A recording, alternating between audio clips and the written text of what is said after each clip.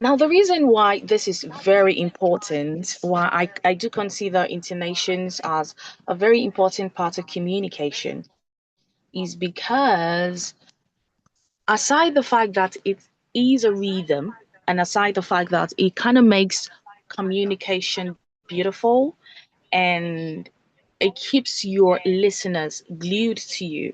Most of the time, I say I call this intonation a speaker's secret weapon because sometimes you just find yourself listening to someone. It's not really like you understand so well what you're saying, but you just find yourself glued listening to them. It's because there is a rhythm with which they speak. Right. And so I had to close my video because I'm actually doing this streaming from the car. I didn't want any form of distraction, so that's why my video is not on. But at some point, I might have to turn it on when I'm about to emphasize on different kind of sounds, right? So, but for now, we really don't need it. So, like was saying, I said this is what I call the speaker's secret weapon. Now, one beautiful thing about intonation is that when people listen to you, they hear more than what you're saying. They can hear your emotions. So that's why you can be talking to someone over the phone, and then the person says, "Are you okay?" It's not really like you've said anything. It's not really like you've complained. It's not really like you said, I don't know, I had a terrible day. And it's just a normal conversation. And then the next thing they're asking you is, are you okay? And that's because from your intonation, they can tell that you're not okay. So you can tell someone's emotions from their intonation. And so that's why most of the time I like to emphasize on the use of intonation, proper usage of the intonation when we are communicating. Now, another thing is this. I do recall a time when it wasn't like I was so good with pronunciation because this is a work in progress. It's something you have to keep working at. It's something you have to deliberately and intentionally work on. So just that's why most of the time, sometimes those who have access to my status, you get to see once in a while we make corrections of some words that we pronounce wrongly and some grammatical errors. We get to look at these things over and over just to be sure that we're growing, we're making progress, we're making corrections in our pronunciations, in our grammar, in our sentence construction, and general composure, body language, and all of that. We keep working at these things over and over. And that's because anyone who feels, no, but I've learned these things before. There's no need for me to go through them. There's no need for me to learn these things. I already know them. Anyone who feels that way will start dying. So that's why they say the moment you stop growing, you actually start dying. And then the next thing you realize you're so backward. The world has advanced, has gone forward, but you're still where you are stuck, feeling like, I mean, I know this thing, so there's still need to improve on it. So I like to say that this intonation actually keeps glued listening to you. So aside the fact that they can hear your emotions, one trick about it is this. They don't really know when you make a mistake because they are carried away with the fact that you speak well. And this has worked for me so much because I like to speak using intonates, and that's the reason why sometimes even when I make mistakes, I'm not talking about now, but way back when I make mistakes in my conversations or when I'm talking, a lot of people don't really pick it that much or quickly because you're doing all of that using a beautiful intonation. I used to call it beautiful nonsense. So you're saying nonsense or you're saying what doesn't make sense, but you're saying it in a beautiful way. That is what intonation is about. Intonation is a rhythm. It's the way your voice goes up and the way your voice goes down when you communicate. Shall we say intonation is the music of language. It is the way your voice rises and falls as you speak. It's not really like you're singing. It's just like music. It's just like a song, because sometimes it goes up, and then sometimes, of course, it goes down. So that's exactly how it works. So that's why it is called a music, because it actually says, when you're talking, don't you say, I will go there tomorrow. Yes, she's calling me. And my mother said I should come. Did you tell him? Will you come over? That's so flat. All right, but intonation says sometimes when you're speaking, you ought to know when your voice should go up, and of course, when your voice should go down. All right. Now, when your voice goes up, it's called rising intonation. So basically, we know that there are two types of intonation.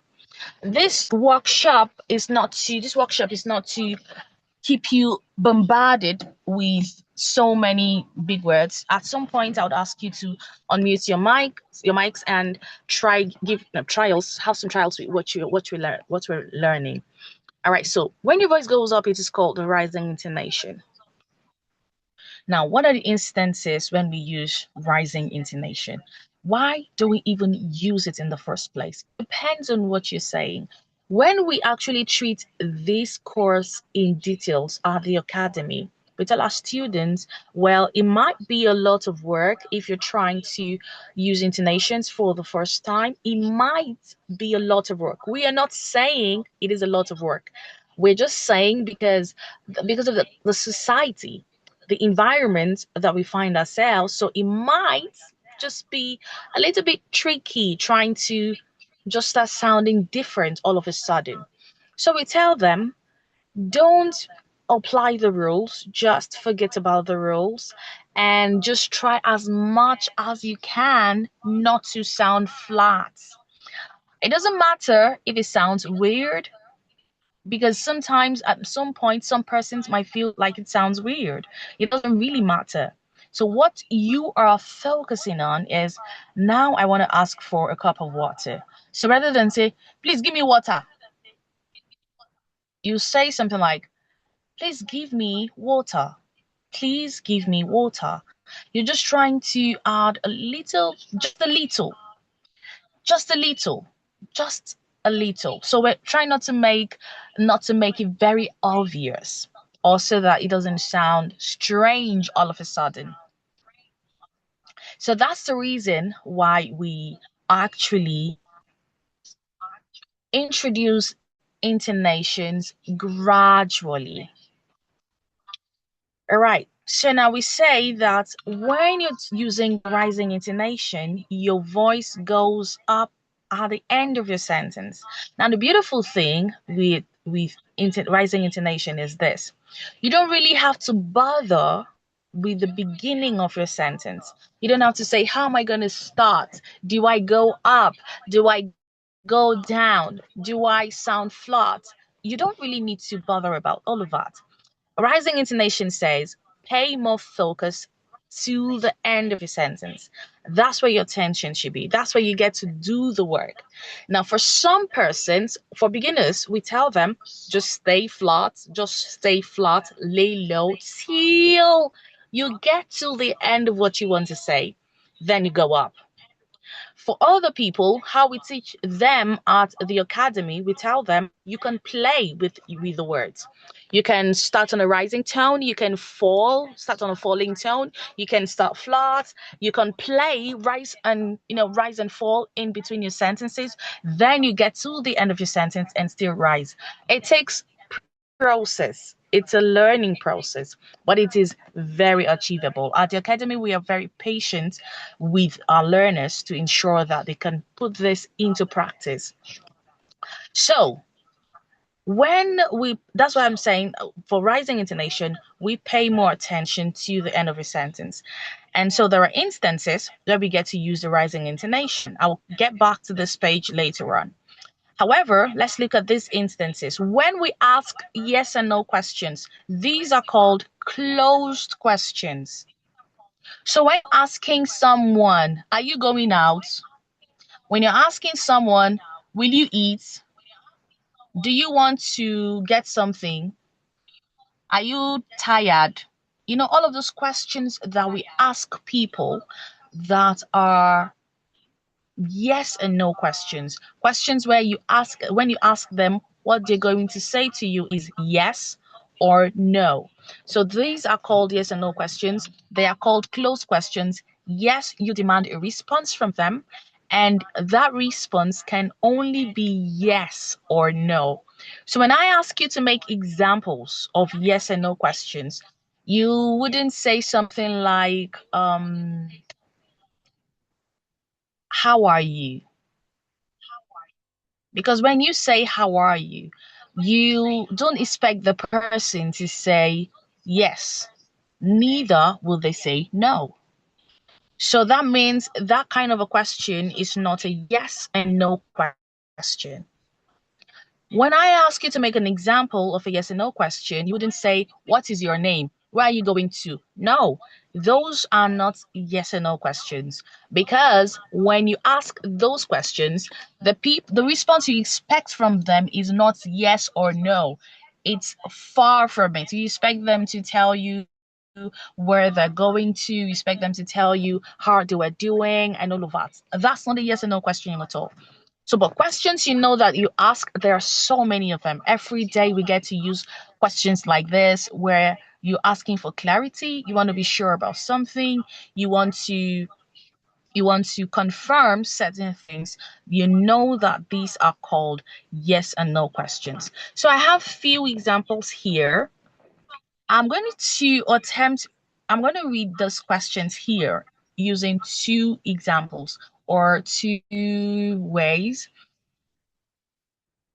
So the first question here, I can say, are you coming to the meeting? Now, I went the last sentence there. Remember, we said that your voice goes up at the end of your sentence. So the end of my sentence is meeting. Meeting has two syllables, meeting. So my voice is going to go up on ting, not me, but rather on ting. So I will say, are you going to the meeting? Are you coming to the meeting? Are you coming to the meeting? So you can just repeat after me wherever you are. You don't necessarily need to unmute your mic at this point, but you should repeat after me wherever you are. Are you coming to the meeting? Are you coming to the meeting? Are you coming to church? Are you coming to my house? Are you coming to my school? Are you coming over? Are you coming here? That's one aspect of it, right? Another aspect of it is, like I told you, what I did just now is I tried to stay low. Are you coming? That's so flat. Are you coming to the meeting? So I already went up, I only went up on ting. Are you coming to the meeting? Are you coming to my house? Are you coming over? Are you coming here? Are you coming with her? Are you coming with your mother? Are you coming with your brother? So the other way I can read this same question is, are you coming to the meeting? Now I said are, that's flat. You, I went up, coming down to the meeting. So that's why I say it can be done in two ways. You can start flat, just go flat, just stay low. And then you get till the end of your sentence and you go up. Ting. Another person can say, no, I mean, we can play with it, and which is absolutely true. So you just say, are you coming? Are you coming to the meeting? Are you? Of course, you say, are you coming? That's the way we ask the question naturally. Are you coming to the meeting? Are you coming to the meeting? Are you coming to the meeting? We end the thing, no, not, it's not right, it's just flat. However, when we want to use an intonation, you would say, are you coming to the meeting? Are you coming to the meeting? Are you coming to the meeting? So now that's a rising intonation there.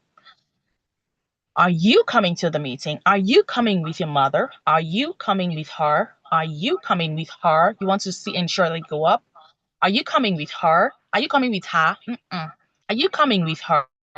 I'm just saying all of both. I'm using both ways so you can notice the difference in my pronunciations when I use a flat intonation and when I use a rising intonation, which is appropriate for yes and no questions. All right.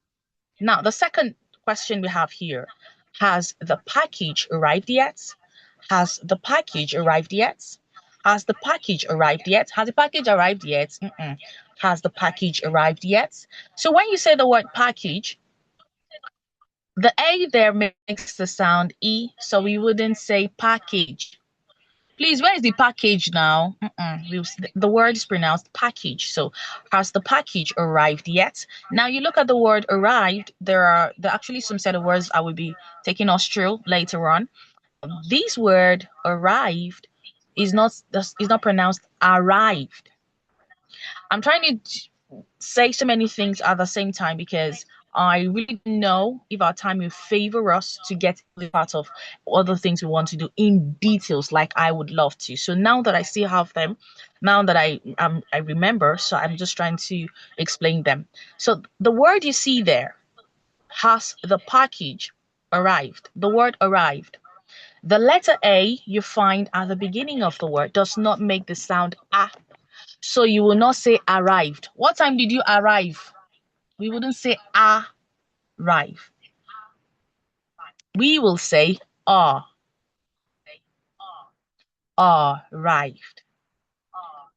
arrived, arrived. So the letter A there does not make the sound it makes a sound which is the schwa sound.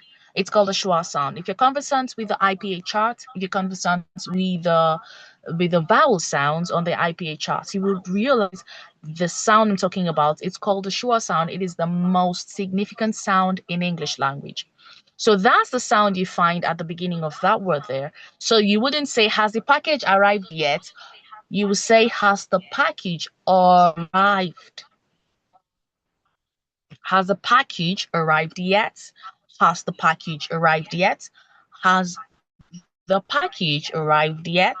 Has the package arrived yet? So I'm saying two pronunciations or two methods now. Has the package arrived yet? Has the package arrived yet?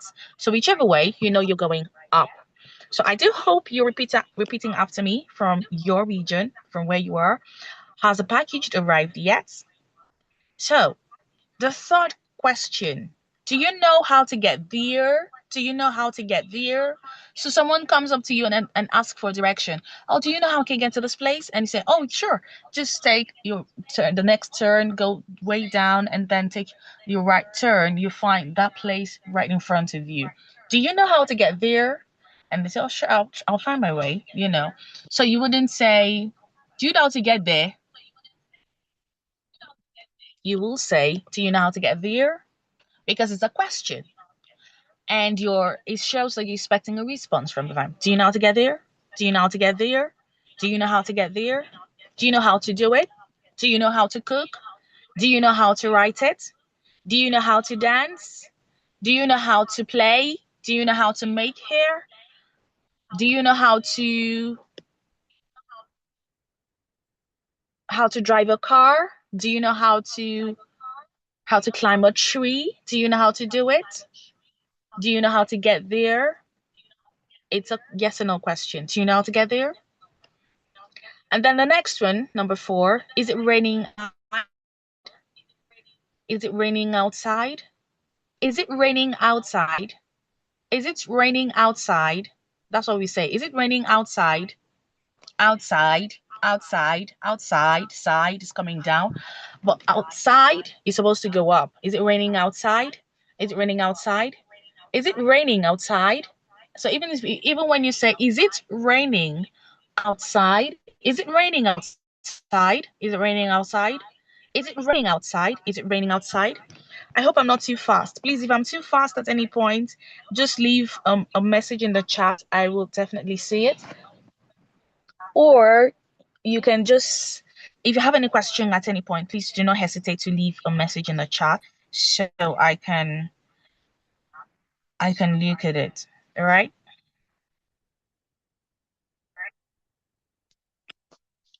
All right, so the last one here. Can you hear me clearly? Can you hear me clearly? Can you hear me clearly? Can you hear me clearly? Can you hear me clearly?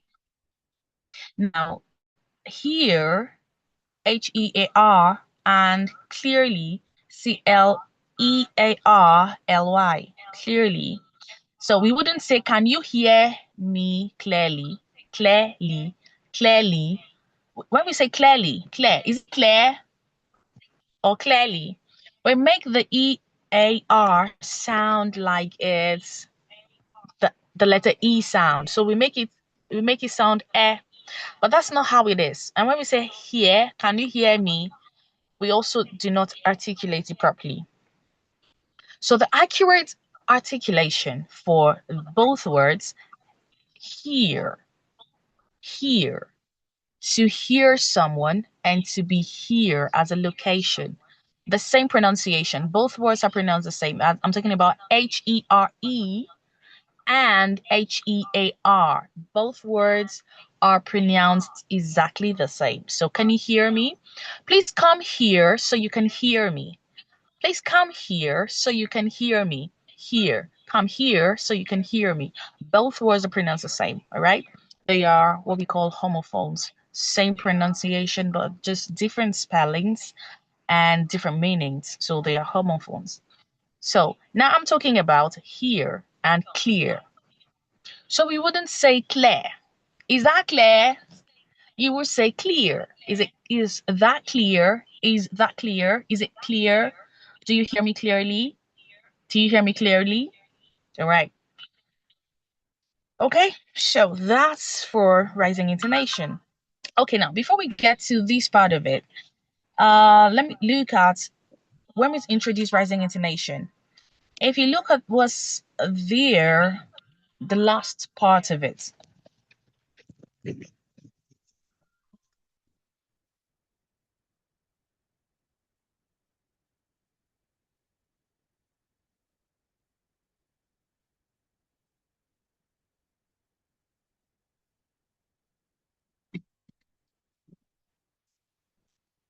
Okay, sorry about that. I had to do something quickly.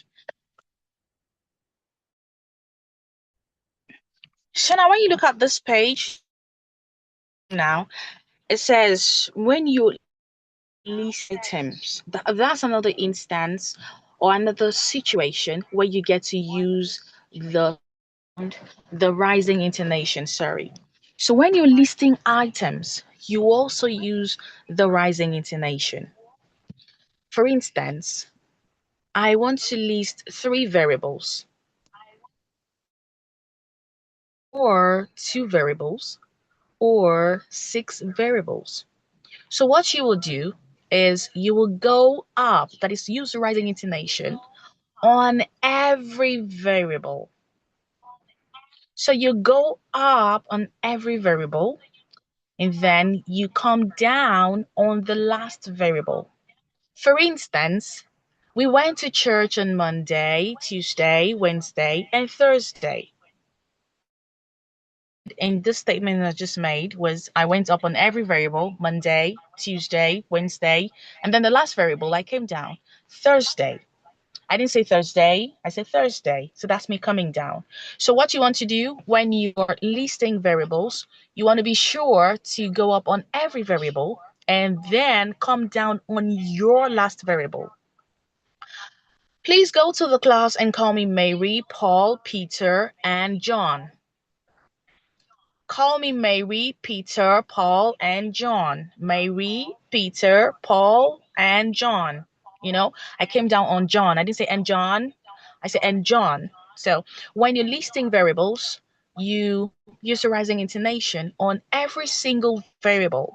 And then you come down on the last variable. That's what you want to do. Now, even when you're listing two variables, you go up on the first variable and come down on the second variable. For instance, Please give me rice and beans. Please give me rice and beans. Please give me rice and beans. Please give me, don't say, please give me rice and beans. Please give me rice and beans. Please give me rice and beans. Please give me rice and beans. Please call John and Mary. Please call John and Mary. Please call, please, I need a ruler and pencil. I need a ruler and pencil. So if they're more than two, I need a ruler, a pencil, and a textbook. So I went up on two variables and came down on the third variable. So that's what you want to do. So it depends on how many variables you're listing. Sometimes there are way more than that. Just keep going up on every variable to give your listener the impression that you're not done listing. Remember we said that intonation conveys more than what we're saying. It conveys even our emotions. So when anyone who's listening and when people listen to us when we're listing items, when we use the rising intonation, they know that you're not done with what you're saying, with your listing, with your items. They know you're not done. Simply, they're not looking at your list. They haven't seen it, but the way you go about it, make them know that you're still talking. So if you say, please give me rice, beans, give me rice, beans. And so sometimes they might just feel maybe you're done, and then they go, now I'm not even done talking. It's, I thought you're done. But when you say give me rice, give me beans, they know from the way you go about it, they know this person is not done. So give me rice, give me beans, seasoning, oil, pepper, tomatoes, fish. The way you go about it, they know, okay, so they're listening, they're waiting because they know you're still talking, you're not done listing. So when you list items, use the rising intonation. I was supposed to attach a conversation to this slide, but I just realized I didn't do it. So now so you're going to not create a dialogue now. This is actually an assignment for those at the academy, but I just put it here so I remember that I'm supposed to give you an activity so I can be sure that you're following. So I will call your name, and once I call your name, just please unmute your mic and tell me, make a sentence or ask a yes or no question. Any yes or no question. So you can say something like, do you understand? Have you been there before? Did you see her? Are you okay? Are you tired? Is your mommy here? Is your brother at home? Will you go to church today? Will I see you later? So these are examples of yes and no question. All right.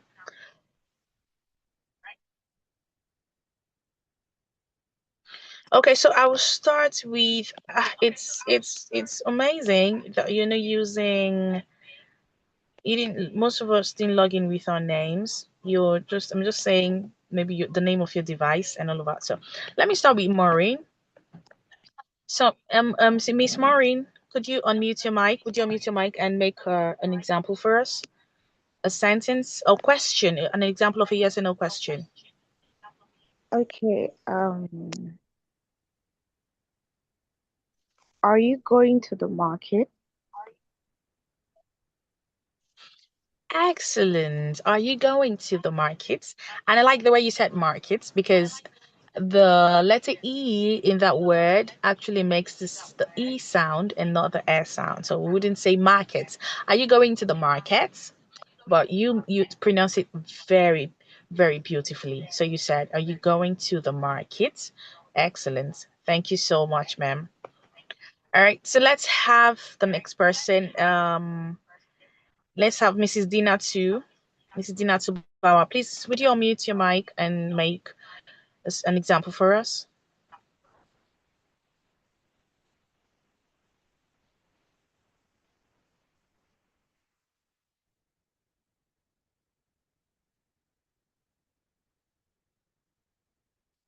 Are you here, ma'am?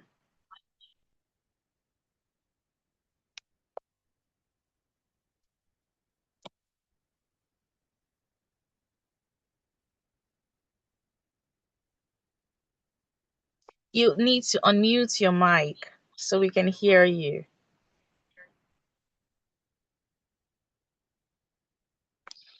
Okay, while we're waiting, let's have another person. Let's have Mr. Godswill.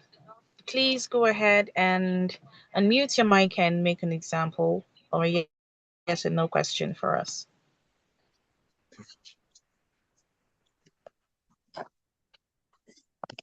Is it raining over there?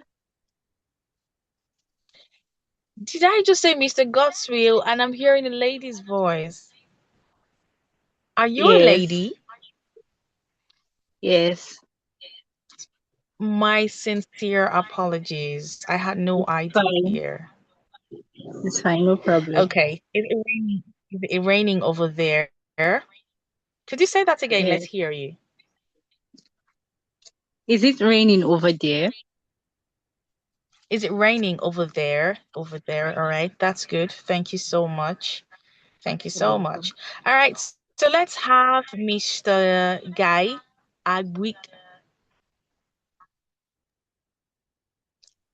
Have you seen the pastor? Have you seen the pastor? All right, that's good. Have you seen the pastor? Have you seen the pastor? Have you seen the pastor? Have you seen the pastor? You want to go up. Have you seen the pastor? When you say pastor, pastor, store's coming down, store. Have you seen the pastor? Or came down. Have you seen the pastor? Tor. So could you say that again, please, Mr. Guy? Have you seen the pastor? Have you seen the pastor? Have you seen the pastor? Okay, you're saying pastor. Your tour is coming down. So you want to say, have you seen, say pastor. Please say pastor. Pastor? Pastor. Pastor? Okay, okay. So have you seen the pastor?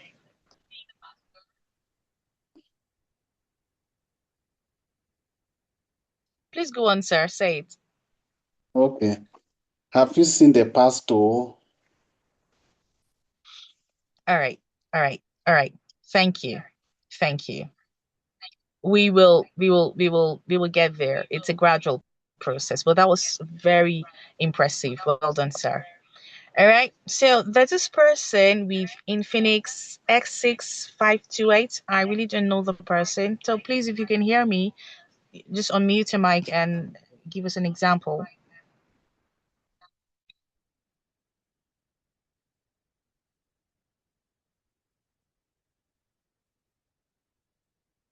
If you know you logged in with an Infinix X6528, and then we have another person with an Infinix. Oh, no, not an Infinix. OPPO CPH2727. I don't know all those people. I don't know because you didn't log in with your name, so I'm not really sure who these people are. So I would have addressed you by your name. Mrs. Dinatu, have you been able to figure it out now?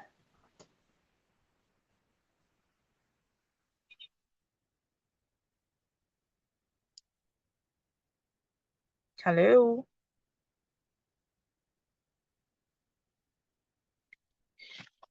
Mrs. Dinatu.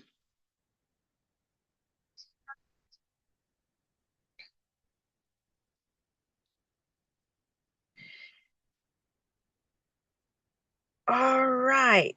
All right. My network glitched at some point. Okay, so we will go on. Well, thanks so much for the feedback. So we will go on from here to the next thing we want to talk about. So we'll be looking at some sets of sounds now.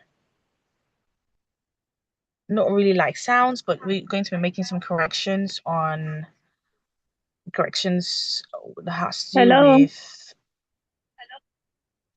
Okay, ma'am, you're here now. What is speaking? Sorry? Hello. Can I go on? Is Dinatu? Yes, ma'am. Please go on. Okay. Do you know how to speak Yoruba?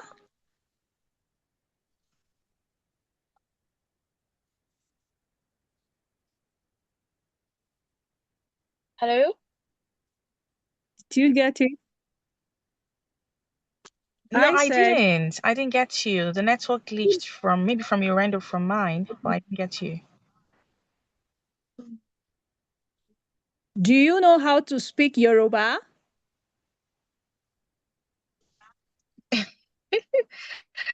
Do you know how to speak Yoruba? Do you know how to speak Yoruba? Yes. Okay. Do you know how to speak Yoruba?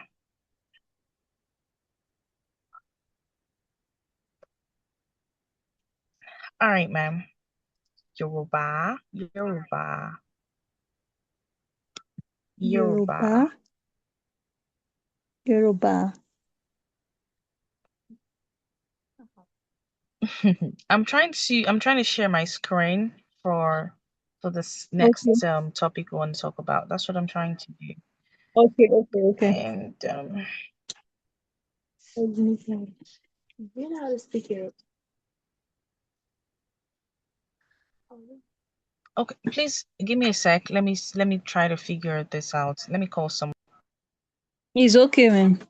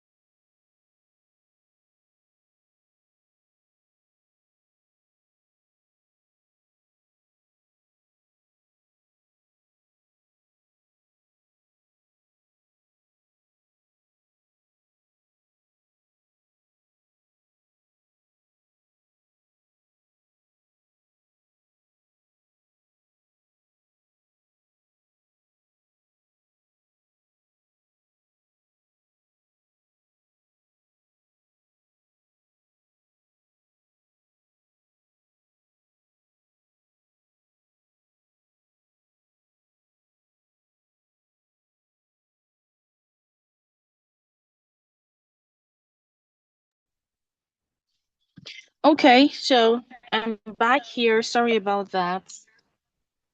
I actually did explain. I'm not sure you heard me, but I actually did explain. I'm talking to Mr. Guy now. I did explain that I'm trying to share a document and you weren't here. Maybe your network glitched or something, or maybe mine glitched, and so you didn't catch that. But apologies for that.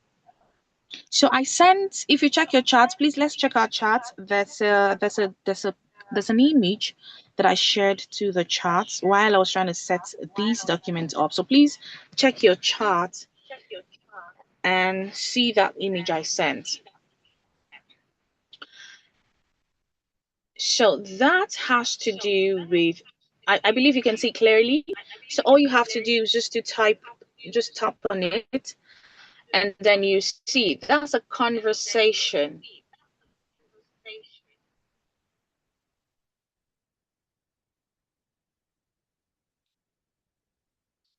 But this conversation has to do with yes or no question. So it is a rising intonation. So I'll quickly read through this conversation so you can see how it goes, just so that you're not thinking, how do I, since I've only learned rising intonation, I've only learned yes and no question. So how do I get to use it in a conversation?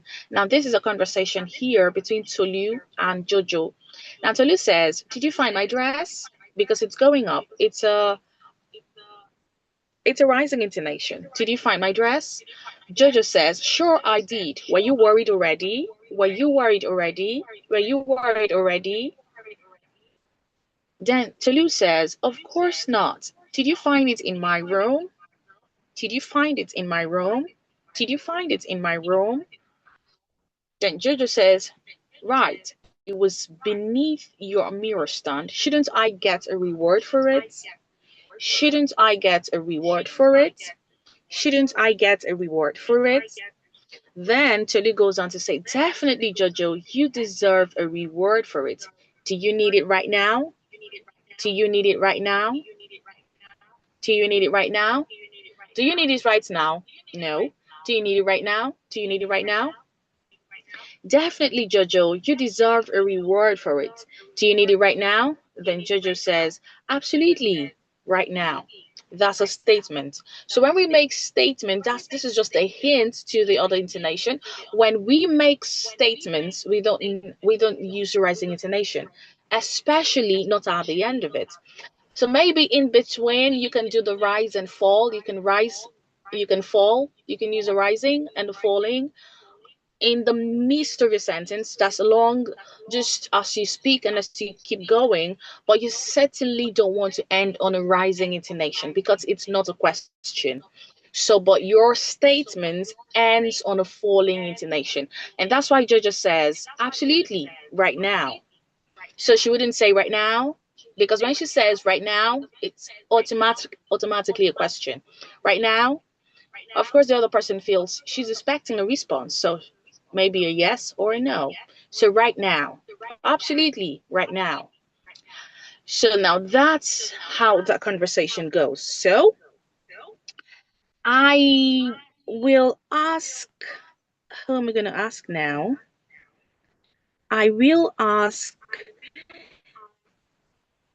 okay, Maureen, please, would you unmute your mic and help read through this conversation? Read the dialogue between Tolu and Jojo for us.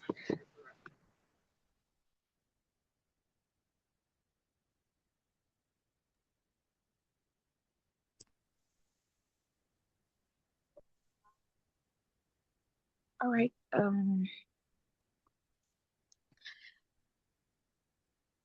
Do I say the names or should I just read? No, you can just go ahead and read the conversation. Okay. Um.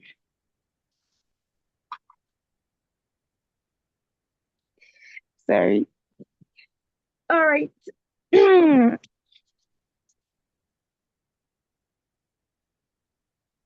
Okay. Did you find my dress? Sure, I did. Were you worried already? Of course not. Did you find it in my room? Right, it was beneath your mirror stand. Shouldn't I get a reward for it? Definitely, Jojo. You deserve a reward for it. Definitely, Jojo. You deserve a reward for it. Do you need it right now? Absolutely, right now. So when you say, do you need it right now? Now came down. Do you need it right Uh, now? It came down. Shouldn't I get uh, a reward for it? It came down. Shouldn't I get a reward for it? Shouldn't I get a reward for it? Do you need it right okay. now? Do you need it right now? Oh, okay. So you know Should I that you take that? grabbed that, right? Yes, yes, I did. I did. Yes, please go on. You can give it another shot. Okay, definitely, Jojo, you deserve a reward for it. Do you need it right now? No. Okay. Do you need it right now? Do you need it right now? Now? Yeah, excellent. That's exactly how it should sound. Thank you. Okay. So anyone else wants to try that before we go on? Anyone else wants to give it a shot? Maybe I can see Auntie Godswill is around. I see Mr. Guy. I see Mrs. Dinatu. I see the other person with Infinix is also online. Anyone wants to give it a shot? You can just Ye- unmute your mic. Yes. Please go ahead. Okay. Did you find my thread? Sure, I did. Were you worried already? Of course not. Did you find it in my room? Right. It was beneath your mirror stand. Shouldn't I get a reward for it? Definitely, Jojo. You deserve a reward for it. Do you need it right now? Absolutely. Right now. All right. That was an impressive performance. Well done, ma'am. Well done. Thank you. Okay, so we will return now to my screen. If you check your screen, you see that I'm sharing something already. So this part of it, we want to look at what we call grammatical errors. So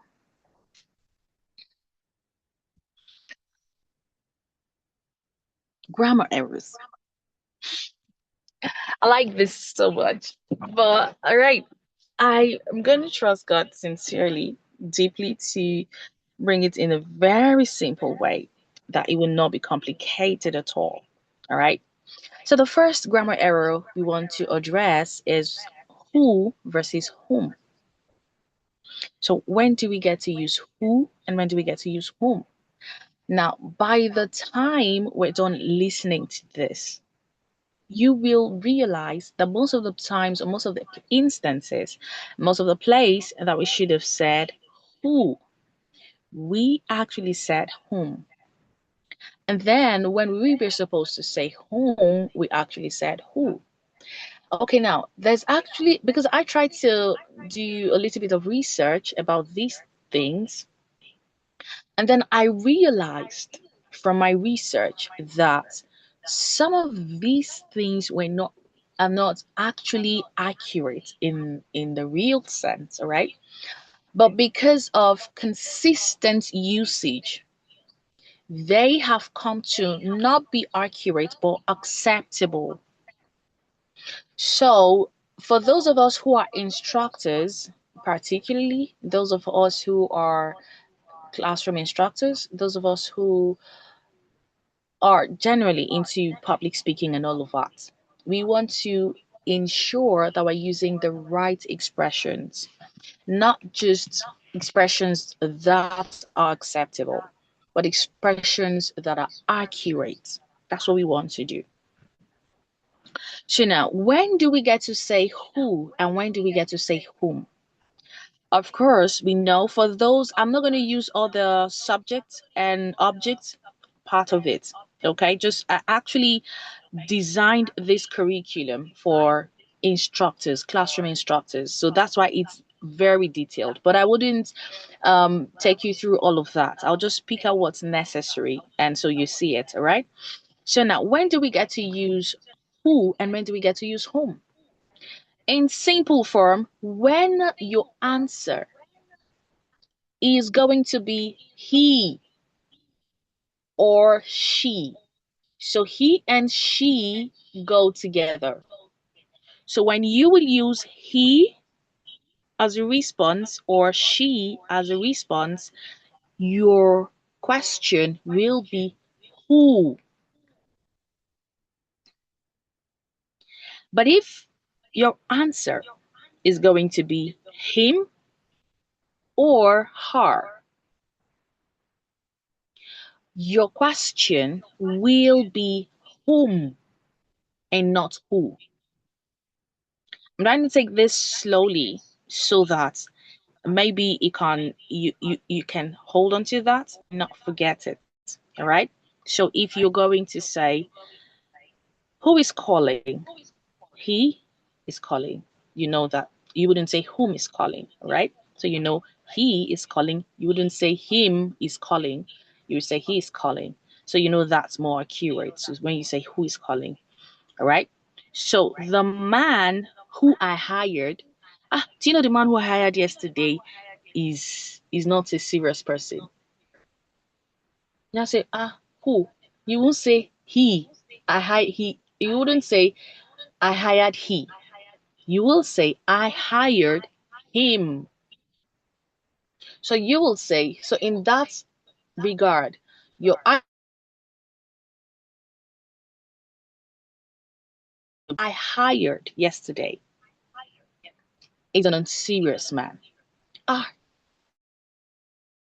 Yesterday is an unserious man. The man whom I hired yesterday is an unserious man. Another one is whom should I talk to? Whom should I talk to? Talk to him. So you wouldn't say who should I talk to? You will rather say whom should I talk to?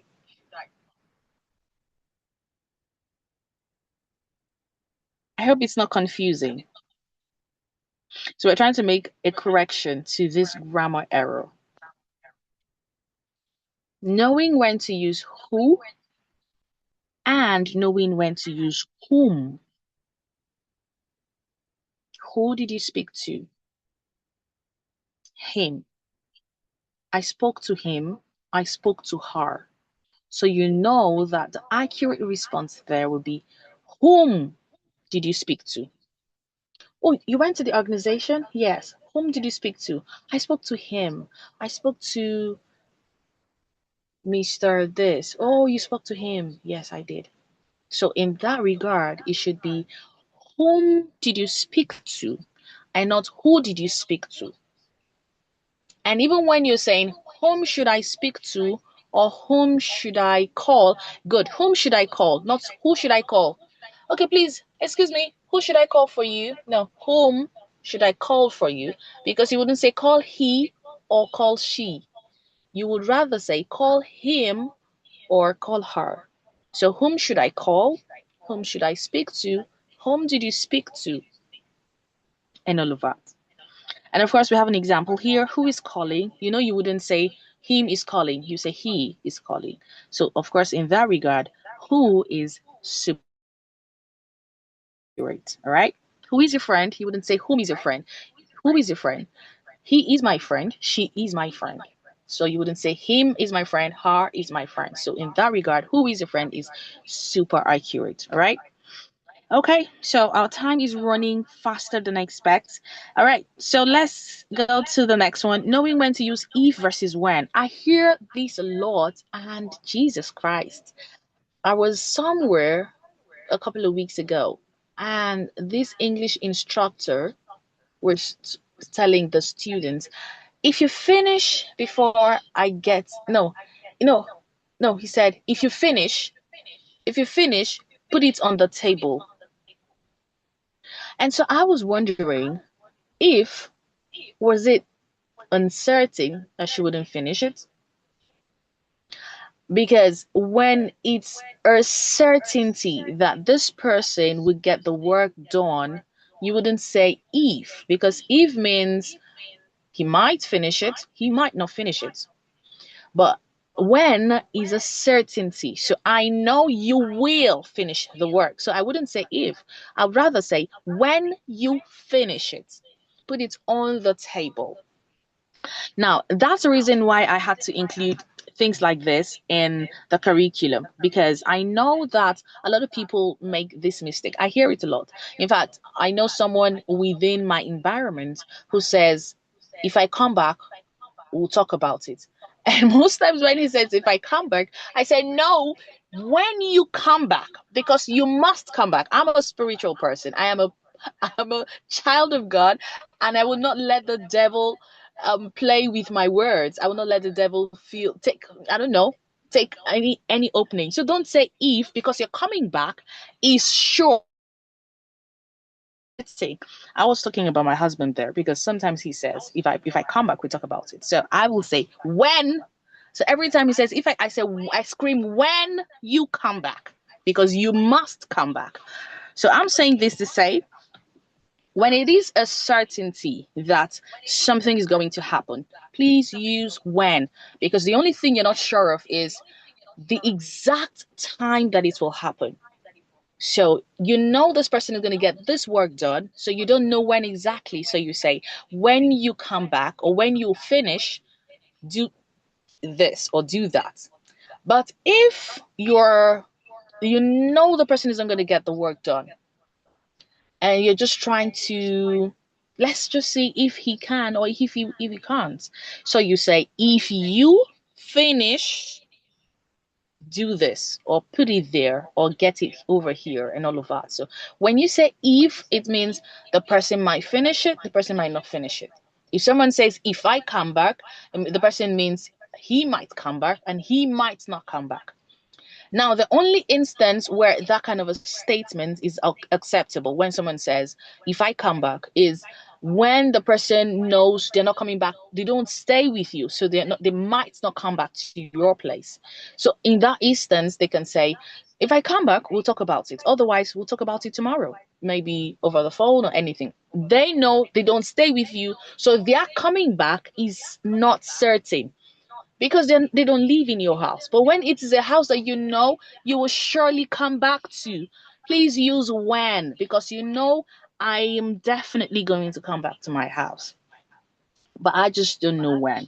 So when we make these sentences, we must ensure that we're using the right grammar. All right, it is a grammatical error. So even when we communicate with other people, let's try to use the accurate expressions as well. So let's look at the examples we have here. When it rains, bring an umbrella. When someone says when it rains, that means they know it's definitely going to rain, but you don't know. Sometimes the cloud might be up there and all of a sudden everything goes. So in that instance, you say if it rains, because it's not certain that it will rain. All right. So if it rains, bring an umbrella, because rain is uncertain. All right. If I retire, I will travel. You definitely will retire. So that should be, when I retire, I will travel. Travel. All right. Call me when you need help. Call me if you need help, because needing help is conditional. It's not certain that I know you will need help. All right. So it's not certain that that person will need help. Okay. So this is the other grammatical correction. Okay. Who versus that. I hear this one a lot as well. My goodness. Who refers to people. So we use who for people. We use that for animals or inanimate objects. That is maybe a door, a computer, I don't know, anything. So you wouldn't use that. Ah, do you know that's the girl that told me that she's coming here? Ah, that's not the girl that told you. That's the girl who told you. So let's know that when we are referring to a human being, we should use who. That is the girl who told me. Not that is the girl that told me.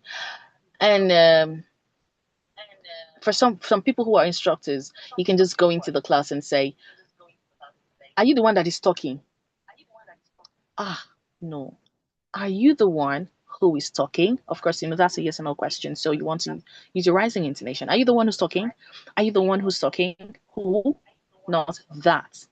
Okay, so please, when we refer to people, when we refer to human beings, let's be sure to use the rising intonation. Sorry, let's be sure to use who.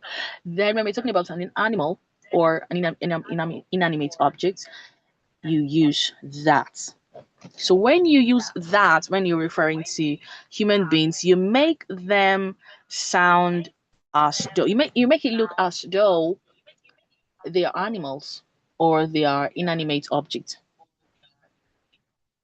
but they are not. All right, so let's look at the next one. You and me versus you and I. When do we get to use you and me versus you and I? All right, I like this one a lot as well. All right. The quick way, or more like a hack as to when to know when to use this, is direct the sentence to yourself or the question to yourself. Then you know if you're going to use me or I. Of course, you know when you're using yourself as a variable alongside other variables, or yourself in connection with other people, please do not forget that you come last. That's how it should be. So don't say me and my son. It should be my son and I. If you're listing three variables or three people, my husband, my brother, my wife, my sister, my parents, and I. So even if you're listing a lot of people, just list all of them and you come last.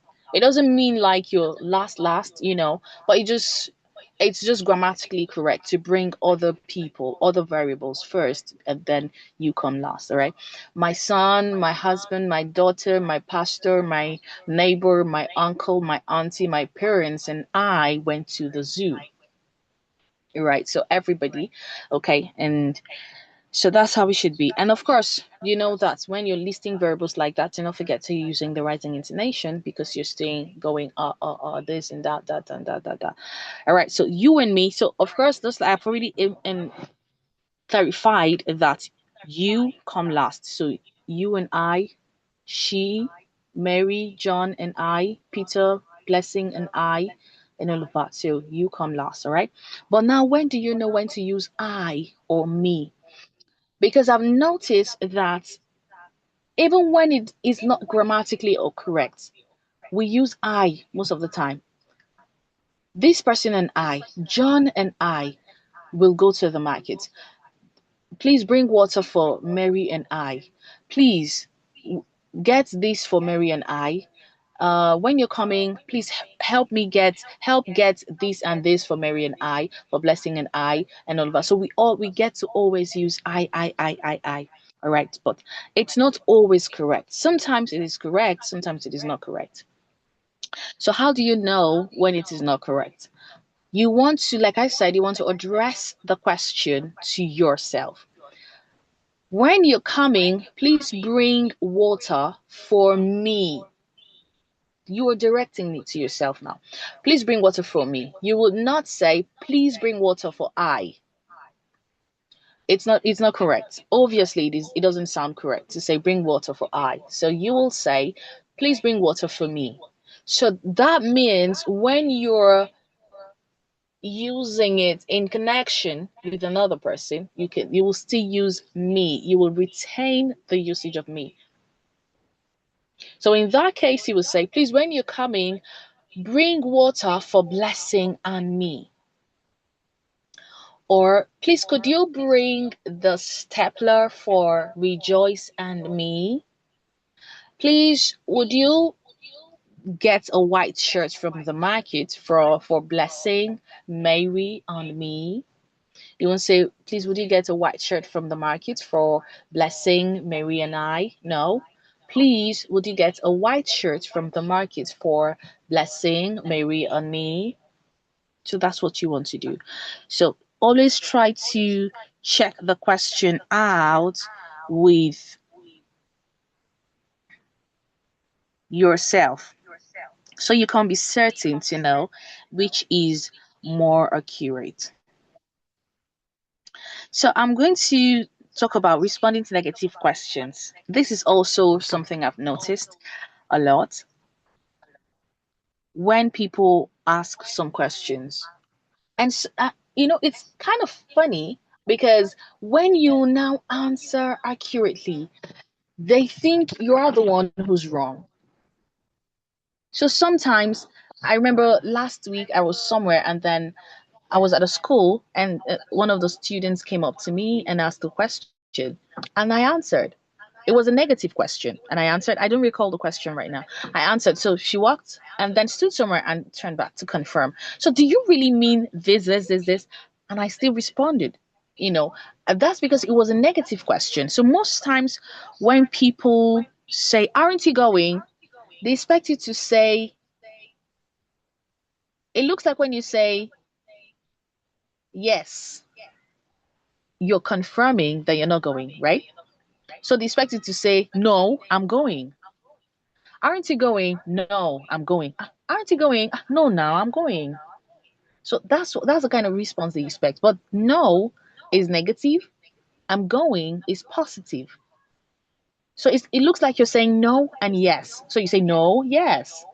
So that's exactly the way it sounds. So we want to not use negative and positive in your response. So rather, aren't you going? You say, yes, I'm going. And sometimes when I say yes, I'm going to say, it's not correct now. Just some persons will even tease me and say, I'm a diction teacher. Didn't he pass? Yes, he passed. Not no, he passed. Didn't he pass? No, he passed. No, it shouldn't be no and he passed. It should be yes, he passed. Isn't she a teacher? No, she is. Yes, she is. Once they come, no, they will come. Yes, they will come. So, aren't you going to the market anymore? Aren't you going to the market anymore? Aren't you going to the market anymore? No, I'm going. No. Aren't you going to the market anymore? No, I'm going. No, no, no, no, no, no, no. It should be yes, I'm going, and not no, I'm going. You know the instances where you get to use this kind of negative and positive expression. So we know, let's pay attention to ensuring that we make that correction. All right. So we're going to go over to the schwa sound. I remember earlier we talked about the schwa sound when I was explaining the word arrive. This is going to be more like corrections, okay? We're just going to be correcting some pronunciations that we make, common errors in pronunciations that we make. So when we look at this,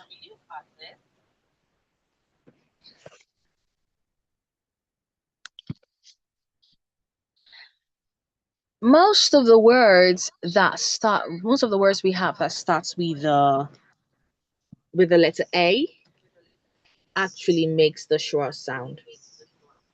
A lot of them. So most times what we do is we get to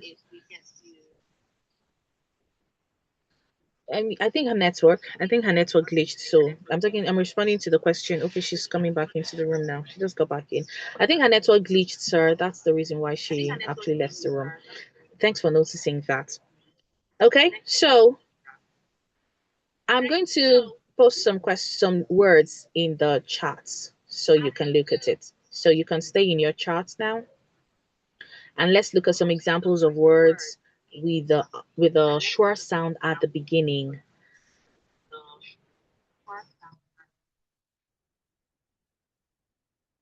So I'm posting these ones. So now these are words where we find the letter A at the beginning, right? There's so many of them, so many of them.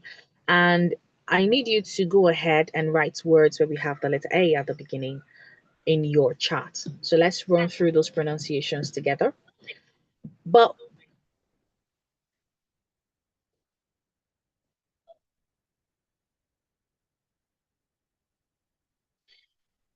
but all of these words,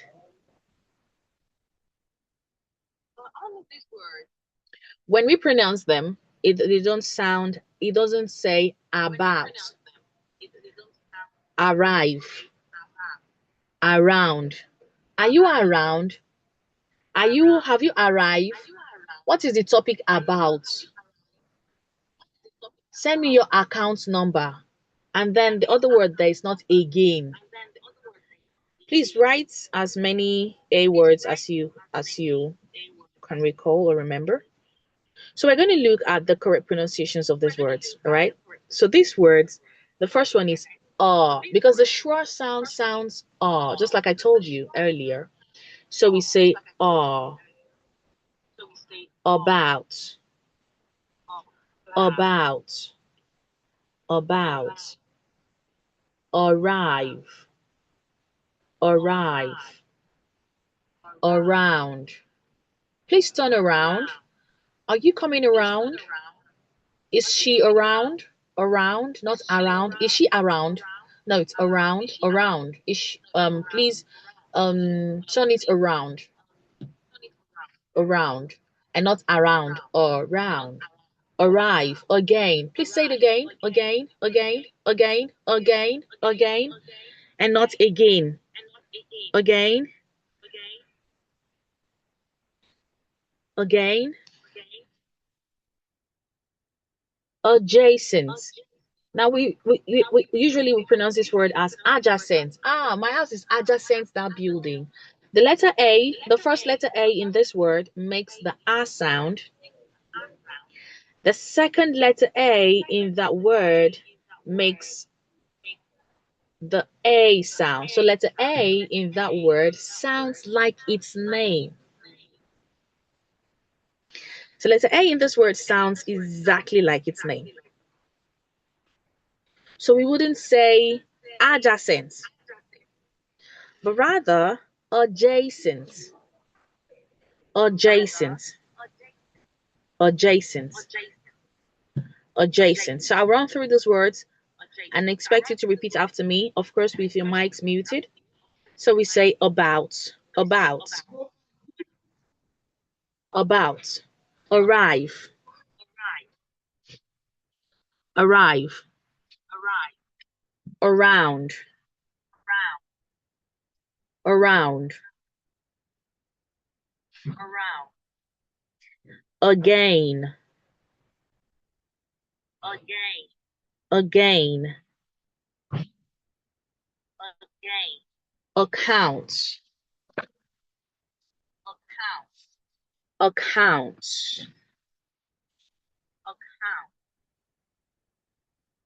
adjacent, adjacent.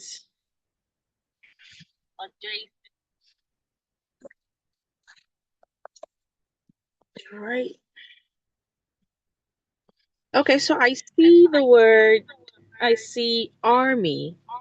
Now, one thing you want to note about the schwa sound is it cannot take a stress, right? So for these words that I've listed earlier, the stress does not fall on the first syllable, and so it makes the schwa sound. It's a weak sound. The schwa is a weak sound.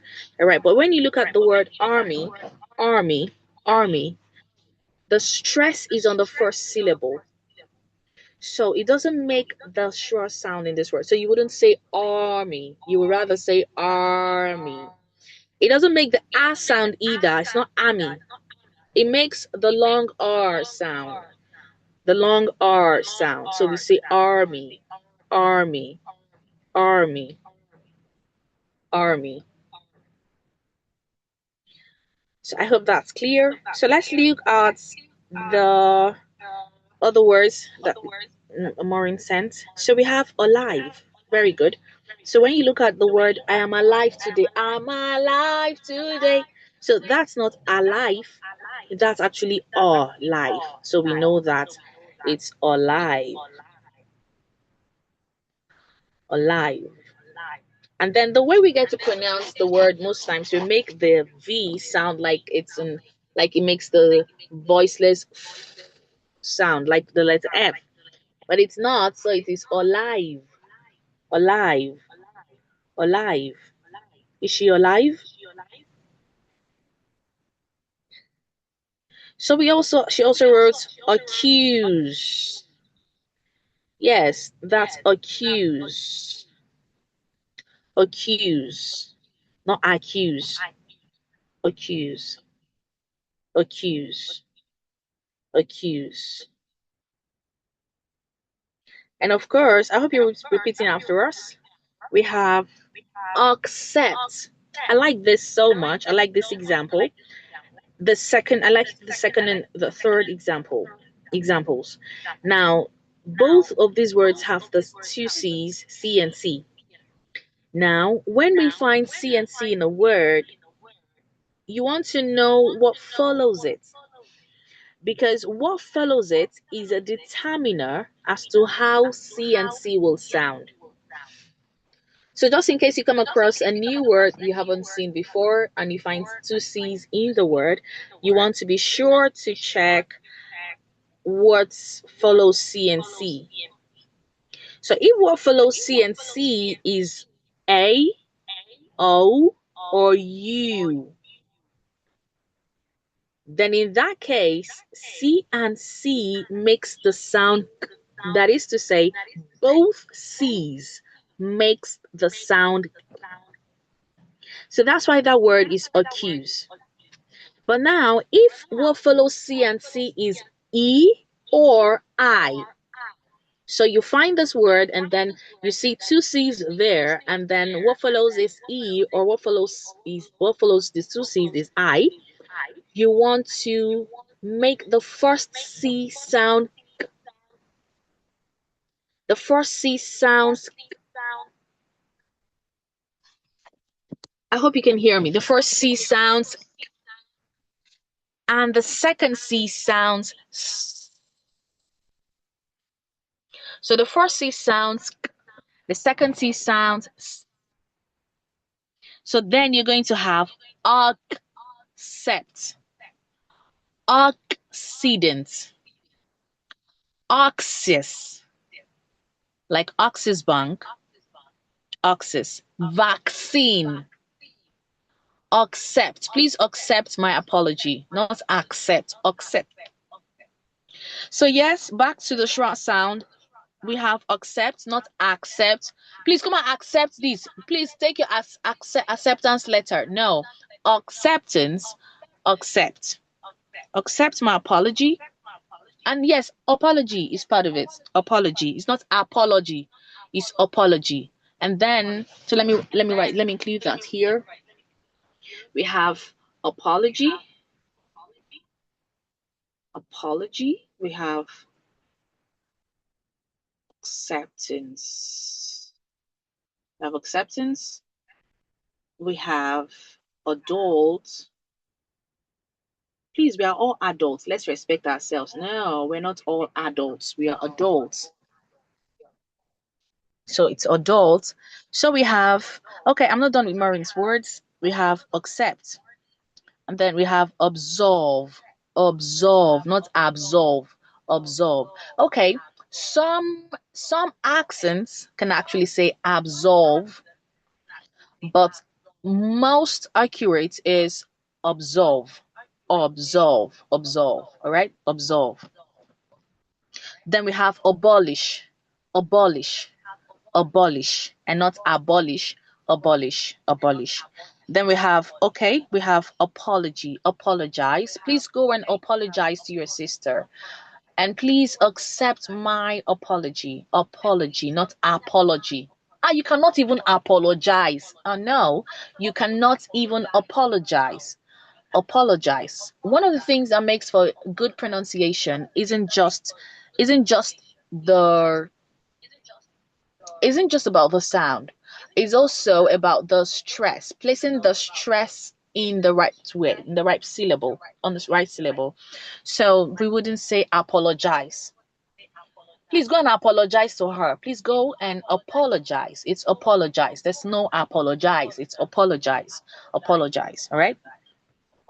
Apologize. All right. So please go and apologize to her. Apologize, not apologize, but apologize. So you take note of the R at the beginning, right? Then we have acceptance. Acceptance. We have acceptance. Acceptance. So you want to go, the first C goes, so we say acceptance. Acceptance. All right. Then we have adult. Adult. Please, you are an adult, not you are an adult. Please, you're an adult too. You are an adult, not adult, an adult. Okay, so that's for the schwa sound. So for the schwa sounds for a words. Now, I wouldn't take us through this because I didn't explain it in this manual, in this curriculum. I didn't do that in details, all right? But one thing I want you to know is the schwa sound can be found in letters A, letters O, letters E, letter I, letter L, letter U. So A, E, I, O, U, the 5 vowel sounds, the schwa can take any of these 5 vowels. All right. Okay, so we have, okay, let's just run through the words. We have the first one there, about. That's a transcription you find there. I'm sure you can see that. I'm sharing my screen, so I'm sure you should see that. So we have about.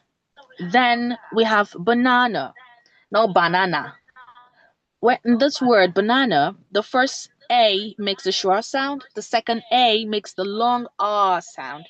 The third A, which is the last letter, also makes a short sound. So we say b, nana, b, na, no, b, na, no. So banana, banana, banana. And of course we have syllable, syllable, syllable, syllable, not syllable, not syllable, not syllable. On the third syllable, no, syllable, syllable. Then we have taken. So you see the letter E in taken actually makes the short sound. We have open, open, open, open. We see the E in student actually makes the short sound as well. Student, student, student, student. Then we have pencil. I remember I used to hear some people say pencil. So they say pencil. Pencil. No, it's not pencil. It's pencil. Pencil. My pencil. And of course, it's not pencil. It's not pencil. So we say pencil. Then we have possible. Possible, not possible. All things are possible. No, possible. Possible. Possible. Then we have collect. Collect. Collect. Collect is wrong. Collect is wrong, so we say collect, collect, collect, collect. Then we have obey, obey, obey, obey, not obey. Oh, the O there at the beginning of the word makes a short sound. Oh, obey, obey, oppose, oppose, support, support, circus, circus, circus. So we also want to look at this words correction. I'm not going to be explaining the sounds anymore, but we're looking at schwa words for now. That's what you should just know. So we're not saying correct. Is this correct? Is correct, correct, correct, correct, correct.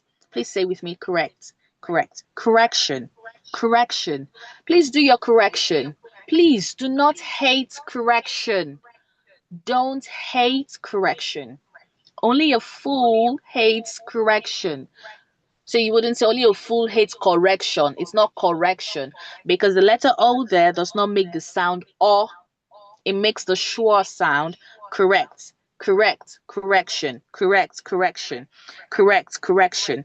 Then of course we have collect, collect, collection, collect, collection. Go and collect it. No, not go and collect it. Go and collect it. Collect, collect. So I hope you notice the difference when I say collect and collect. Collect, collect, collect, collect, correct, correction, correct, correction, collect, collection, command, command, command, command, command, command, command, command, command, command, command, command, command. That's the difference. I'm trying to say them together so you can note the difference. Connect, connect, connect, connect, connect, connect, connect. When I say connect, I'm actually telling you it's wrong. So from my slide, from what I'm sharing, you can see that that is under an error. So that's not correct. When you say connect, it's not correct. All right. Compare, compare, compare, compare. Committee, committee, committee, committee, committee. Completion, completion, condition, condition. Okay, so let's look at the schwa in SE words. Oh, I'm trying to be fast because of our time. Ah, Lord Jesus. All right. Supply, not supply. Supply, supply, supply, supply, supply. Support, support, support, not support. Please come and support me. Oh, no, come and support me. Support. Suggest, suggest, suggest. What do you suggest? What do you suggest? Not suggest, but suggest. What do you suggest? Suppose, suppose, suppose, suppose. I hope you're repeating after me. Survive, survive, survive. Surprise, surprise, surprise. Sufficient, sufficient, sufficient, sufficient, not sufficient,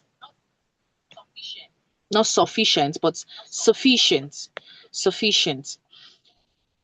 Okay, so we're going to look at these words where we have the letter E, where it sounds as E and not E. So in all of these words, of course, we know naturally that the letter E makes the sound E. But there are so many instances where the letter E makes the E sound and not the E sound. So it doesn't sound E, it just sounds E. All right. So number one, we have women. So this word is not pronounced women, but it's pronounced women. Women. Women. Employ and not employ. Employ.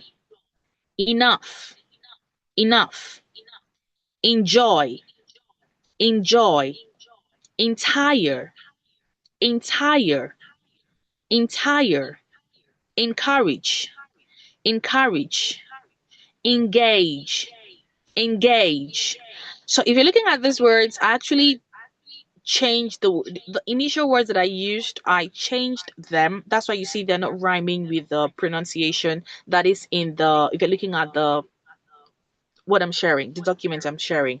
All right. So that's why it's actually different. I changed the words later on and I didn't have the time to change the pronunciation. I actually changed these words today. No, yesterday. I changed these words yesterday. I didn't have the time to change the pronunciations and all of that. So the initial words that I used are what you can still find in the common error pronunciation, correct pronunciation, and all of that. So your focus should just be on the words I'm saying, all right? So we have encourage, not encourage, encourage. Then we have engage, engagement, engage, engagement, not engagement. All right? Ah, please, no, no, no, no, I'm engaged. I already have an engagement later today. No, engagement, engagement. We have elect, and of course, election, elect and election.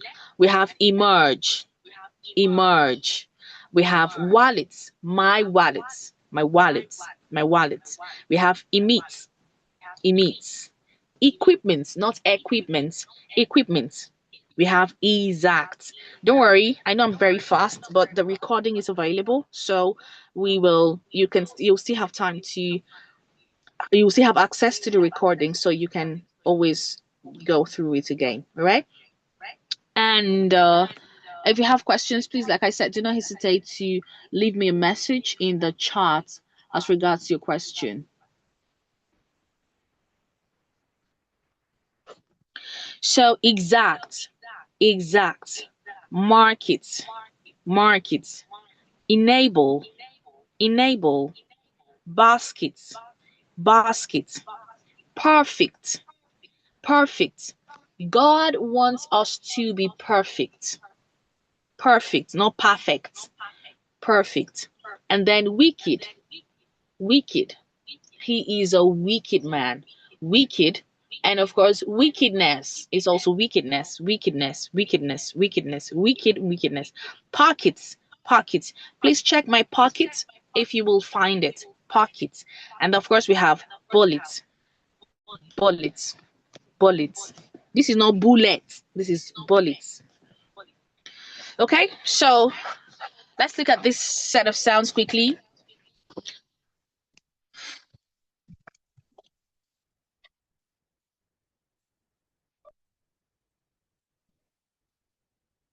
All right, so we have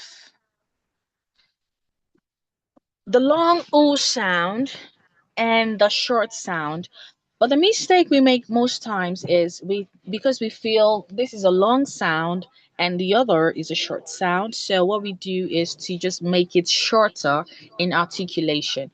But that's not how it works most of the time. The fact that it is a short sound of another sound doesn't mean you just make it shorter in pronunciation. No. So what you will do, you have to learn the articulations differently. So the one you see with the two dots is the long sound. It goes ooh. The one you see without two dots, that's the one that looks like a U and has it has two extensions, right and left. That is called O. So say with me O, O, O, O. So that is the O sound. So now let's pronounce both words. We'll pronounce both words from both categories together. Food, food, foot, foot, moon, moon, book, book, fool, fool, full, full, pool, pool, pull, pull, Luke, Luke, look, look, who, who, hood, hood, shoe, shoe, should, should, true, true, broke, broke. So we didn't say food and foot. No, I said foot, foot, not foot, foot, not foot. So you wouldn't say, ah, my foot. No, you would say my foot. Is this your book? Book, book, and not book. All right. So now let's look at the other words we have beneath. Sugar, sugar. So you see, it still has the same short O sound. So we're not saying sugar. We're saying sugar, sugar, pot, pot, butcher, butcher, could, would, would, should, move, move, prove, prove. All right, so this is going to be probably the last. Okay, this is where we're going to stop.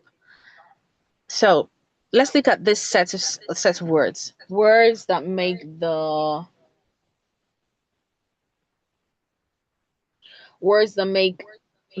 sound ch in areas that we didn't know. So now let's run through the pronunciation. This first word here is not Christian. I am a Christian. I am a Christian. No, it's Christian. So the T there makes the sound ch. Christian. Christian. Question. Not question. Please, I have a question. No, question. I am a Christian who wants to ask a question. Question. Question. Suggestion. Suggestion. Digestion. Digestion. So this word can be digestion. It can also be digestion or digestion. Both are correct, but it's not digestion. Please, I have indigestion. Have indigestion or indigestion. Right. Then we have combustion. Combustion. Then we have exhaustion. Exhaustion. In ingestion. Congestion. Congestion. Congestion. Congestion. All right. So now let's look at the same sound ch, but in different word combinations. So here we find the T and U make also make the same sound. So we have actual, of course, is very popular. We know actual, the T and U there makes the sound ch. So but let's look at congratulation. Congratulation. Okay, first one, situation. Situation. Situation. Situation. Okay, the difference between TION and SION. TION naturally, except where there are exemptions. So one thing you should know is that to every English rule there are exceptions. All right, there are exemptions. There are instances that violate the every rule in English. Okay, but naturally we know that the TION makes the sound shun. Shun. The SION makes the sound yen.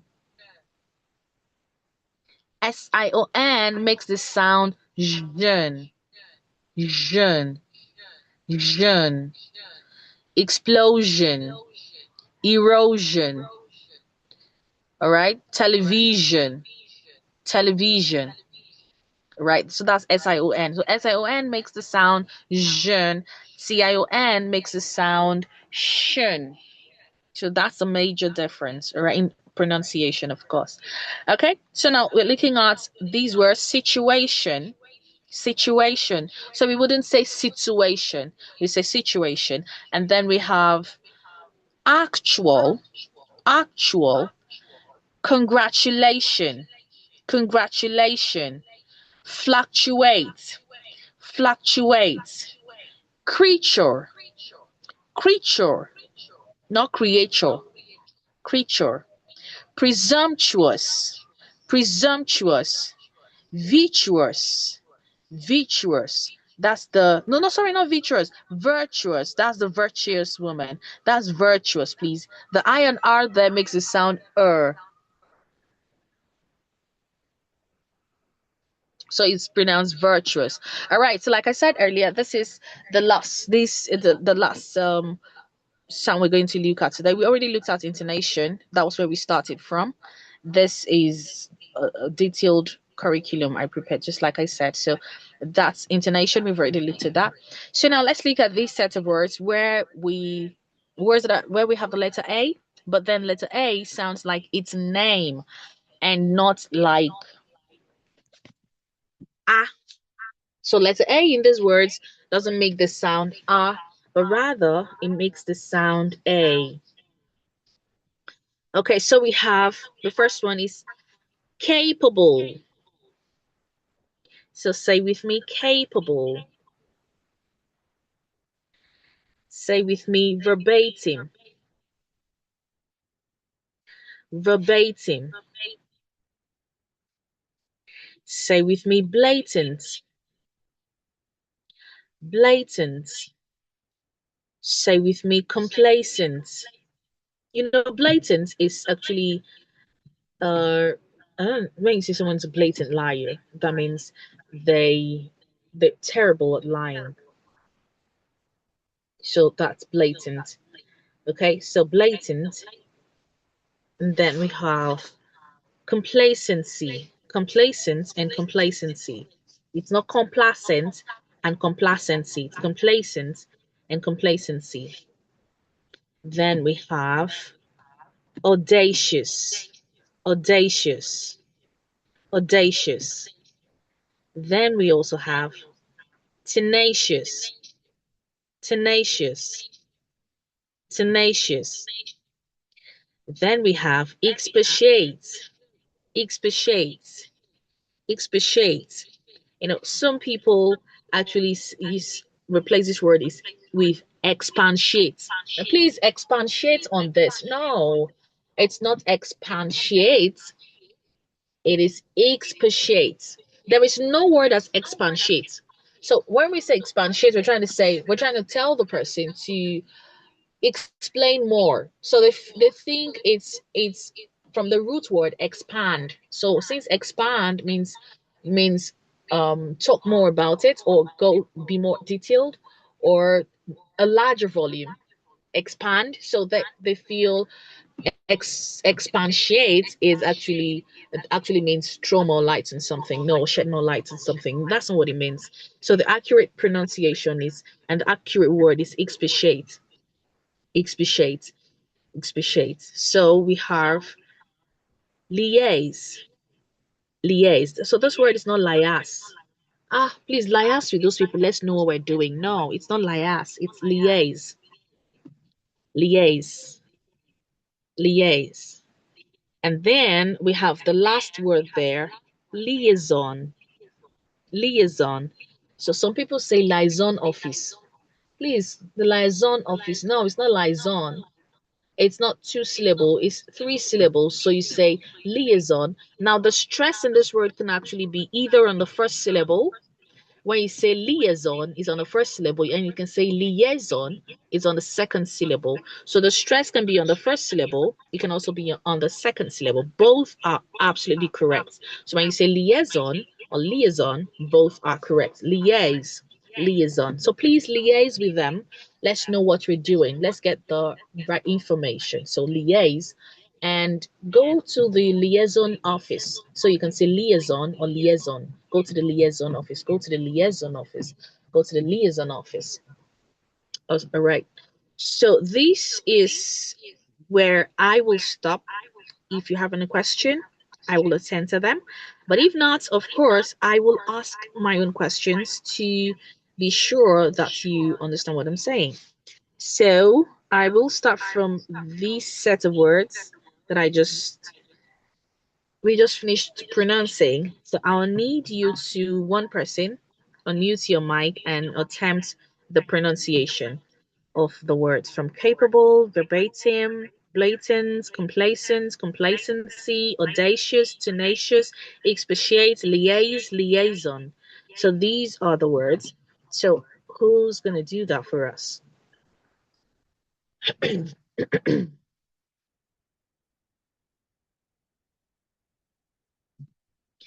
I hope you stay here with me.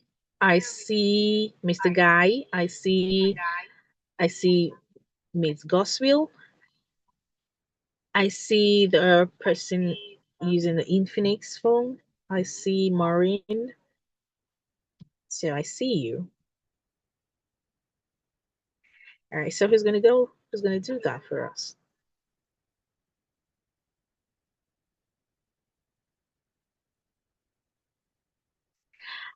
I have enough questions to go around. So it's not like you keeping quiet means you're not going to answer the question. There are still other questions I will ask.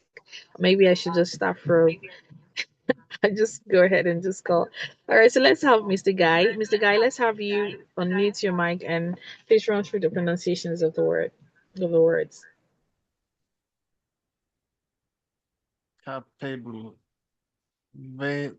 Verbatim. Blatin. Complacent.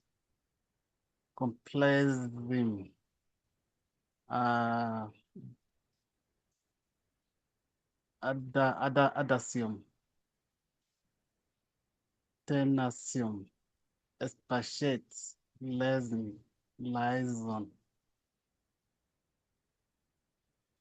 Okay, so don't mute your mic. Just leave your mic on so you can run through the words with me, Mr. Guy. So say with me, capable, Capable. verbatim, Verbatim. blatant, Blatant. blatant, Blatant. complacent, Complacent. complacency, Complacency. audacious, Audacious. audacious, Audacious.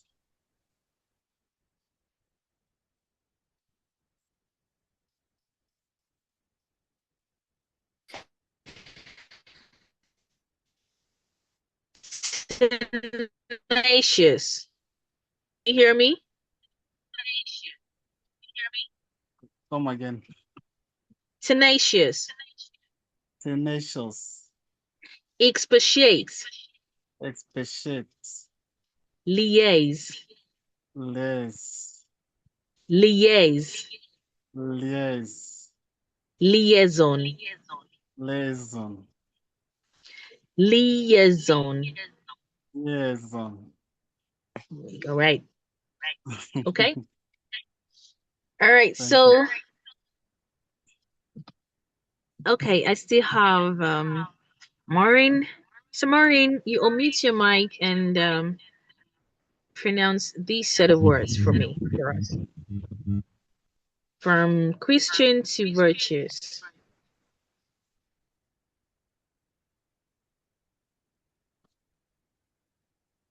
Okay.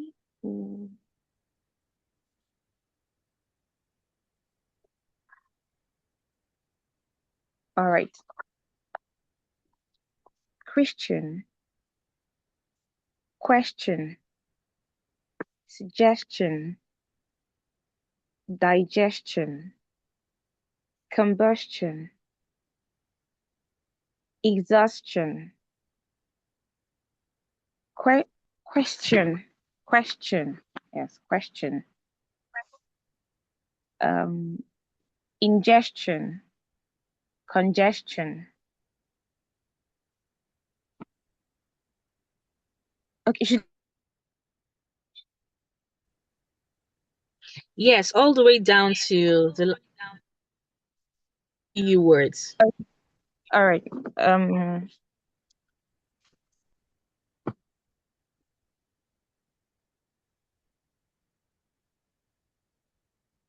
situation. No, that's not situation. That's not situation. Um, right. Seats. Okay, let me skip that. Finding it hard. So, actual, right? Actual. Congratulations. Um, long face. Sorry. Okay. Fluctuate.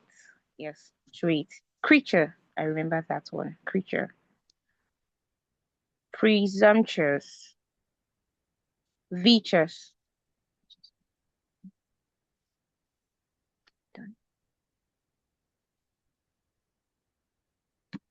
Hello? Yeah, I'm with you. All right, so you just leave your mic on and run through these words with me. Situation. Situation. Yeah. Then we have congratulation. Congratulation. Then we have fluctuate. Fluctuate. Okay. Then, of course, creature, and then presumptuous. Presumptuous. Okay, and then lastly, but I'm not sure you had any issue with that one. That's virtuous. Yeah, I didn't. Virtuous. All right. All right. Thank you so much for your time and for everything. I do hope you have gained value. So there's something in the platform. Okay, I there's still someone. There's still someone here. The person who's using an Infinix, are you here with us at all? If you are, could you unmute your mic and say you are here? So I know that you're actually here. I sincerely have no idea who this person is. Or maybe you just connected your phone and somewhere else. Or maybe you can leave us a chat to say you're following so we know you're actually with us.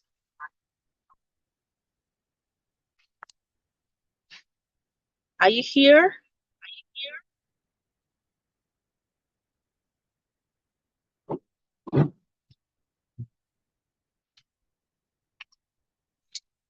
Infinix X6528. All right. So as we wrap up for today, I actually left some messages in the chat. So you can just check your chat and then you'll see the message. You find the messages I left there. So part of what you signed up for is we actually said that we were going to. Oh, I sent a wrong image alongside it. We actually said we're going to admit students into the academy. For those who know, who understand that this is not a one-day thing. There are actually so much that we're supposed to look at. So if I even go ahead to show you the curriculum that I prepared, you see that it's very detailed. And of course, we know that learning is not something that ends in a day. It's a continuous progress. There is need to always keep building, keep laying bricks on what you have done or what you're learning. And so that's what we're trying to do. We really don't like it when we get to work with our students and then the next time you meet with them, they have already forgotten most of what they learned in the classroom. So ensuring that we have a sustainable structure where you can always have access to learning, access to growth, access to development. And so during the course of this training, what we plan to do is to admit students into the academy. So we will be working with these students in the period of 4 to 6 weeks. And so what's going to happen is you're not just going to learn by yourself. You will be having one-on-one session with me. Not daily, of course. We will meet, we'll find a day that works depending on your schedule and my schedule. So that's part of the discussion that we're going to have to find a time that works for both parties, where we get to meet 1 hour, not every day, twice in a week. We will meet for 1 hour. You will be given assignments every day. Every time we meet, you'll be given an assignment to do. So that's what we're going to do for 4 weeks or for 6 weeks. So that's what, and we're doing this at a very subsidized rate. Now, if you look at the images that I sent to the chat, you'll find what we call Vela Magazine. Vela Magazine is our publication. We haven't even released it out yet, but this is where the time that we plan to launch this publication. It is a magazine that tells you about the benefits of good communication, where you get to understand that good communication is not just diction, is not just a subject, it's not just something you offer in the classroom. It's not just, it is a tool, it is a skill that is sought for outside there. A lot of people like it when you come into an environment and then you find people who have very good communication skills. In fact, when people fill in their curriculum vitae, part of the things they write there as a skill that they have is good communication skill. That is, if you have it. And companies do not joke with that at all. So this Bella magazine actually explains the benefits of good communication. For those students who are signing up into the academy, who want to take a course at the academy, will be given this resource, not just this resource, but they will be given another resource. It's a workbook. It's called Mastering Diction Workbook. It is a workbook where you get to answer questions. You will get assignments to work from there by yourself. So you get to learn lots of grammatical errors like we learned today, lots of word contractions, when to use WERE and WE apostrophe RE. Most people don't know that. Most people want to write BY, they get to use BUY because it's pronounced the same. These words are pronounced the same, but they don't mean the same thing. They're not even spelled the same. So when you write, you get to find these errors or these blunders. We call them blunders because they are you get to mix them up. So some persons will use they, THEY, and you say THEY, all right, put T there, and then they, different things. But when they get to spell or when they get to write, they mix these things up. So those are called blunders. Those are some of the activities you will find in the workbook. Lots of grammar, lots of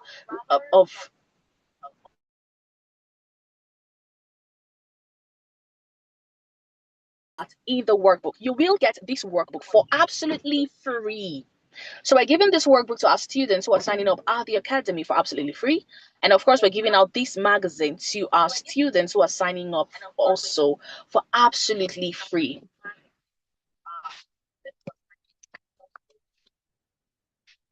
So that's just to say that, and it also depends on the course you want to go for. I sent this eloquent diction championship is not for this. I sent that mistakenly. So we have public speaking mastery, depends on which one you want to go for. These are part of the courses we have there. Now this Vela classroom is a classroom in the magazine because every medium that we have is a means to transfer knowledge, a means to impact as far as we're concerned. So even when you get just the magazine, this magazine goes for 5,000 naira. That's how we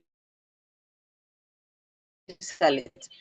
It's available in hard copy and also soft copy.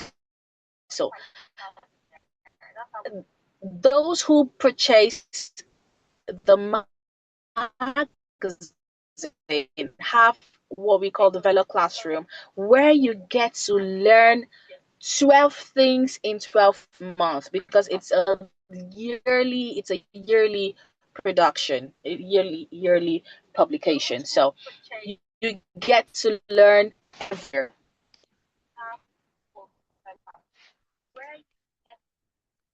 Help me out.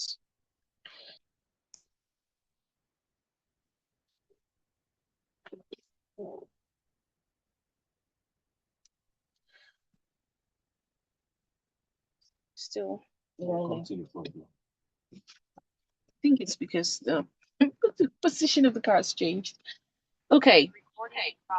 So for those who sign up into the academy will actually get these resources like I was trying to explain. I was talking about the Vela classroom. I said it's a platform where people still get to learn even via the magazine. You get to learn 4 things in a year. once you're learning via the magazine. So even the magazine is not just there to entertain, but also there to impact. So you get to learn a lot of things from the magazine. Now, this other write up, Who English app, is part of the articles that you find in the magazine. There's so many articles there. I just included this to see what you will find in the magazine. So at this point, if you are interested to sign up for any course at the academy, please leave me a direct message in my DM. I will definitely assure you that this is on a discount. If you hear already hear the amount, you will be shocked as well. So if you're interested in being admitted or being enrolled into the academy, please leave me a direct message on WhatsApp, and then we'll take it further from there. I'd like to know the course you want to go for and how you intend to go about it. All right. So on this note, thank you so much for your time. I do hope you gained so much value. I hope you learned a lot. Okay. So have a wonderful good evening. And I'm sure no one has any question. Mr. Guy and Miss Maureen, you still here? You heard me?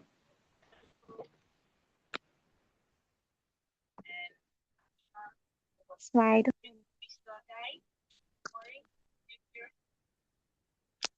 Fine. Thank you, Maureen. God bless you. Thank you, Mr. Guy. God bless you. So on this note, we will call it a day.